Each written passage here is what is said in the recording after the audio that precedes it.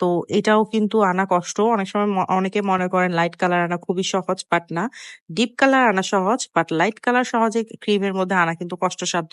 কারণ অল্প, অল্প করে ১ ফোঁটা, ১ ফোঁটা করে হচ্ছে দিয়ে মিক্স করে, করে হচ্ছে এই লাইট কালার গুলো আনতে হয়। একটু বেশি পড়ে গেলে দেখা যাবে ফুল ক্রিমের কালারটাই নষ্ট হয়ে গেছে। পরে দিয়ে এটা ঠিক করা যায় না। বাট ডিপ কালারের ক্ষেত্রে দেখা যায় যে যতই দিই না কেন একটু ডিপ হয়ে গেলেও প্রবলেম হয় না। বাট লাইট কালারের ক্ষেত্রে সেটা না। লাইট কালারের ক্ষেত্রে আমাদের থেকে ভেবে চিন্তে একদম ১ ফোঁটা করে, করে হচ্ছে কালার গুলা মিক্স করা লাগে ক্রিমের মধ্যে। আর নিচে এখন যে ফন্ডেন্ট এর কাজগুলো ছিল আমি সেগুলো সব আস্তে, আস্তে করে বসিয়ে দিচ্ছিলাম। আর এই ফন্ডেন্ট এর কাজগুলো আমি কেকটাকে ভালোমতো ফ্রিজিং করার পরে হচ্ছে কেকের উপর বসাচ্ছি, যাতে করে আমার ফন্ডেন্ট এর কাজগুলো নষ্ট না হয়ে যায়, বা ফন্ডেন্ট এর কাজগুলো বসানোর সময় কেকের ক্রিমটা যাতে গলে না যায় বা নরম না হয়ে যায়। সেজন্যই হচ্ছে ভালোমতো কেকটা ফ্রিজিং করার পরে আমি এগুলো বসাচ্ছিলাম।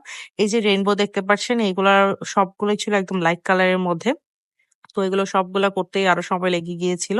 এরপর আমি কিছু বল-টাপড় বসিয়ে দিচ্ছিলাম একটা, একটা করে কেকের কালারের সাথে ম্যাচ করে। এখানের মধ্যে আমি pink, yellow, white, golden colour, purple colour এইসব লাইট, লাইট কালারের বলগুলা হচ্ছে আমি বসিয়ে দিচ্ছিলাম। এতে করে কেকটা দেখতে একদম ম্যাচ লাগছিল। মানে আপনার যে টপার গুলা ছিল ওগুলোর সাথে একদম ভালোই যাচ্ছিল।